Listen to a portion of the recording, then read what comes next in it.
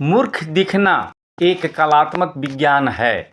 जी, मूर्ख दिखना एक कलात्मक विज्ञान है।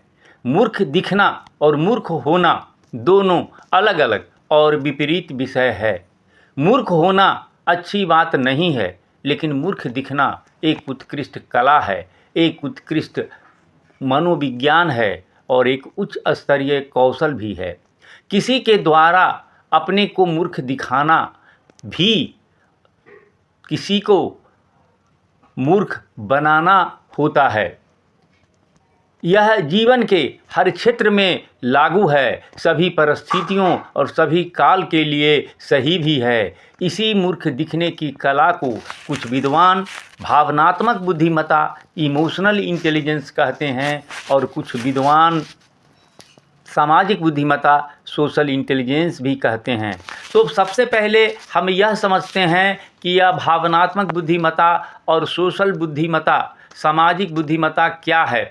भावनात्मक बुद्धिमत्ता में हम सामने वाले की भावना को समझते हैं और उसी के अनुरूप अपनी भावना को ढाल करके उसी के अनुरूप अपनी भावना, विचार और व्यवहार को व्यक्त करते हैं। इसको हम समानुभूति कहते हैं। इसी को अंग्रेजी में एम्पैथी कहा जाता है और यह सिंपैथी से अलग होता है।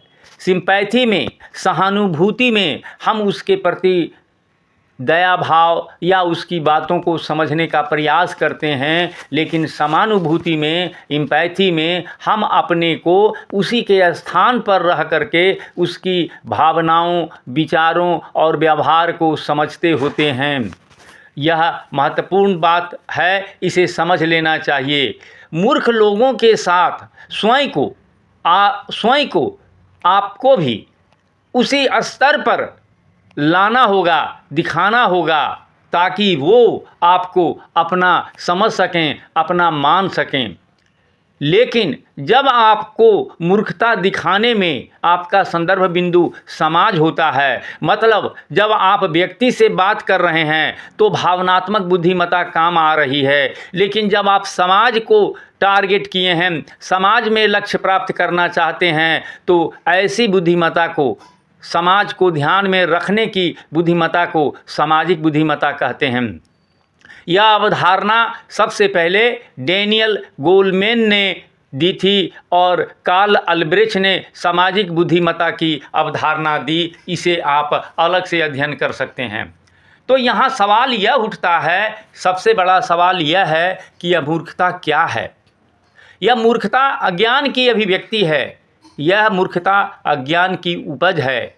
इसके साथ यह भी स्पष्ट है कि अज्ञानता के साथ विवेकशीलता नहीं होती, संवेदनशीलता भी नहीं होती है। अब यहाँ फिर एक दूसरा प्रश्न है कि अज्ञानता की अभिव्यक्ति मूर्खता है, तो यह अज्ञानता क्या है। अज्ञानता में सही और सत्य सूचनाओं का अभाव होता है और उन सूचनाओं को विश्लेषण करने की क्षमता का स्तरीय व्यवस्था नहीं होता है। उसका विश्लेषण मतलब क्रिटिकल थिंकिंग का स्तर नहीं होता है, तो उसको अज्ञान कहेंगे। लेकिन अज्ञानता में विज्ञान और संवेदना पर आधारित तार्किकता और कार्य कारण का स्पष्ट संबंध भी होना चाहिए। यदि ऐसा नहीं है तो वह ज्ञान है। मतलब ज्ञान में विज्ञान और संवेदना पर आधारित तार्किकता और कार्य कारण का संबंध होना चाहिए। उपरोक्त ये लक्षण मूर्ख होने के लिए काफ़ी होता है। कहने का तात्पर्य यह है कि एक ज्ञानी व्यक्ति वह होता है जिसके पास पर्याप्त सूचना हो, सूचना की पर्याप्त समझ हो, उसका मूल्यांकन करने का उसकी क्षमता हो और वह विवेकशील और संवेदना युक्त भी हो। यदि किसी के पास विवेकशीलता और संवेदना नहीं है तो वह ज्ञानी व्यक्ति सिर्फ कागजी ज्ञानी है, वह व्यवहारिक ज्ञानी नहीं है। इस बात को भी महत्वपूर्णता से समझ लेना चाहिए। अब हम बात आगे बढ़ाते हैं कि मूर्ख दिखने को साधारणतया और अक्सर व्यक्तित्व का एक नकारात्मक या कमज़ोर पहलू के रूप में देखा जाता है। लेकिन इसे यदि गहराई से समझा जाए तो मूर्ख दिखने में आपको कला भी दिखेगा, विज्ञान भी दिखेगा और एक बड़ा सूक्ष्म कौशल भी दिखता है। यह एक मानसिक स्थिति ही नहीं है, यह एक व्यवहारिक कौशल भी है, यह एक मनोविज्ञान भी है और कौशल करने का कला भी है। इस तरह यह कला, विज्ञान और कौशल भी है।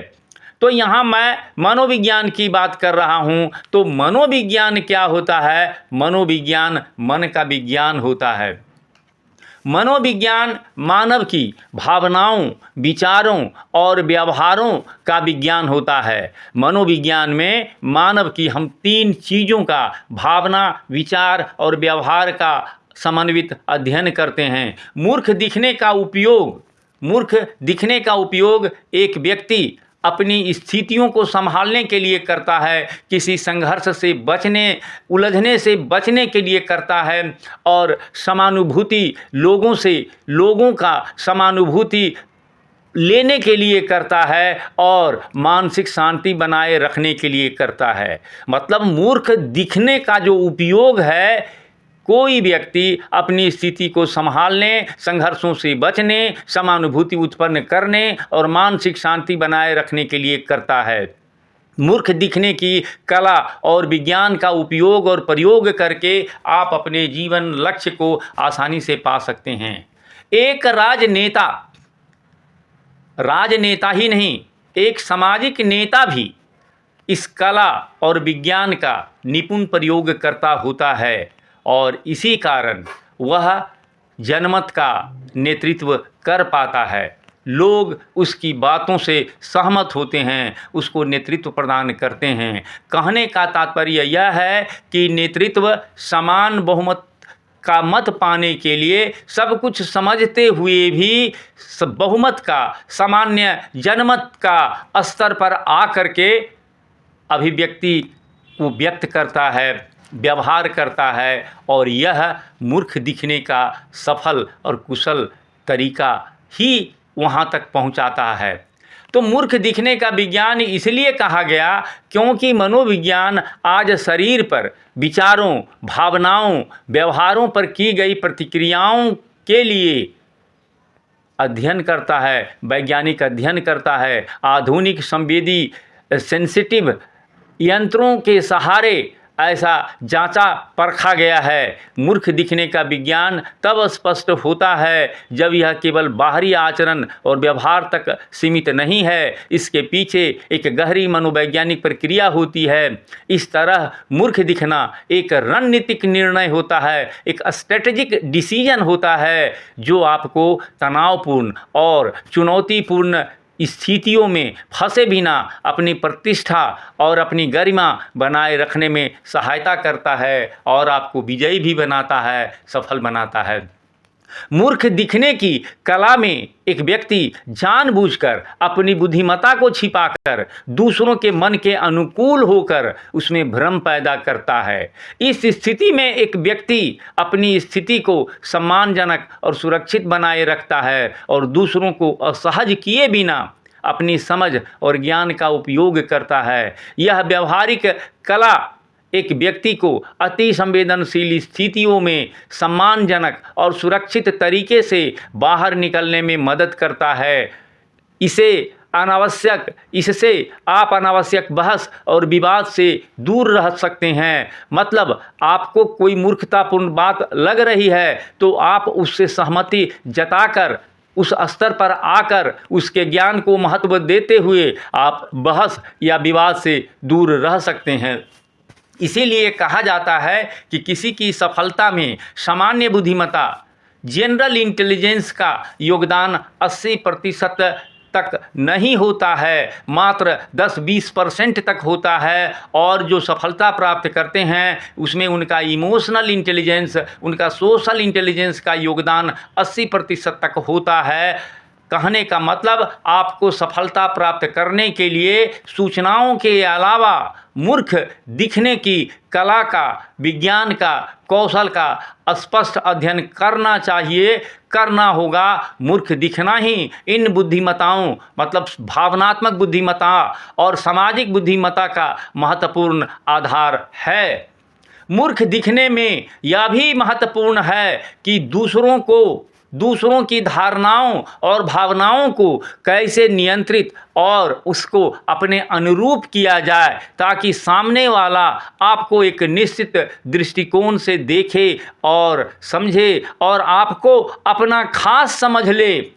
इस रूप में अपनी भावनाओं को, दूसरों की भावनाओं को आपको समझना है, उनकी धारणाओं को समझना है, तभी आप अपने उद्देश्य को चुपचाप शांतिपूर्ण तरीके से और सम्मान के साथ प्राप्त कर सकते हैं। माना कि आपका ज्ञान उच्च स्तरीय प्रोग्राम्ड है और आपका समाज निम्न स्तरीय प्रोग्राम्ड है, मतलब आप जानते हैं कि आपका ज्ञान बहुत ऊंचा का स्तर का है और आपका समाज का ज्ञान बहुत अभी प्रिमिटिव स्टेज में है, तब स्पष्ट है कि ऐसे समाज के लिए आपको उस हद तक मूर्ख दिखना होगा जिस हद तक वह व्यक्ति, वह समाज है।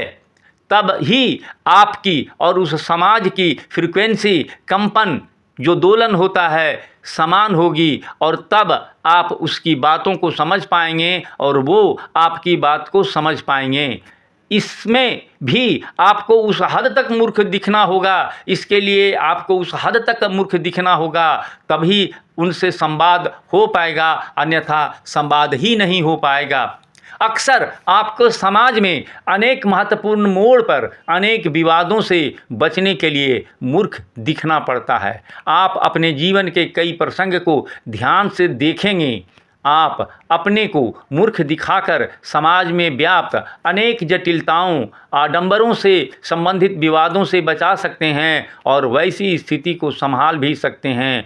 ऐसे में व्यक्ति अपनी मौनता या सरलता से समाज की अपेक्षाओं से बाहर निकलने में सक्षम होता है। भारतीय विद्वान बुद्ध की भी बात यहाँ कर ली जाए, वे भी अक्सर बहुत से लोगों के, बहुत से मीटिंगों में बहुत से प्रश्नों के उत्तर की अपेक्षा किए जाने पर वे मौन हो जाते थे या मुस्कुरा देते थे। सामान्य बुद्धिमत्ता वाले लोग उन्हें यह समझते थे कि उनका इस संबंध में ज्ञान ही नहीं है और वे अज्ञानी हैं या मूर्ख हैं, लेकिन बुद्ध उसकी अज्ञानता या मूर्खता पर सिर्फ मुस्कुरा कर रह जाते थे। यह भी मूर्ख दिखने की एक कला है। मूर्ख दिखना जीवन जीने का एक वैज्ञानिक और कलात्मक तरीका है, जहाँ व्यक्ति अपनी शांति और संतुलन बनाए रखते हुए खुद को कुछ अनावश्यक विवादों से अलग रखता है, अपने लक्ष्य पर ध्यान रखता है, सभी से उलझता नहीं है और मानसिक शांति बनाए रखकर आगे बढ़ता रहता है। स्पष्ट है कि मूर्ख दिखना वास्तव में एक कलात्मक विज्ञान है। मूर्ख दिखना अपने फायदे के लिए आवश्यक होता है, भले ही इससे दूसरों का समय, संसाधन, ऊर्जा, धन, उत्साह, वैचारिकी और उसका जवानी नष्ट हो जाता है। यह उन सभी व्यक्तियों के लिए अत्यंत महत्वपूर्ण है जो जीवन की कठिनाइयों से निपटने में माहिर होना चाहते हैं। ऐसे व्यक्तियों के लिए यह मूर्ख दिखने का कौशल उनकी जीवन यात्रा को अनावश्यक संघर्षों से, अनावश्यक विवादों से दूर रखकर सरल, सुगम और रोचक बनाती है। ध्यानपूर्वक सुनने के लिए धन्यवाद। लेकिन मेरे चैनल को सब्सक्राइब भी करें, शेयर भी करें और कमेंट भी दें, ताकि हम इस तरह का और आपको ऑडियो कंटेंट, वीडियो लाते रहें। धन्यवाद।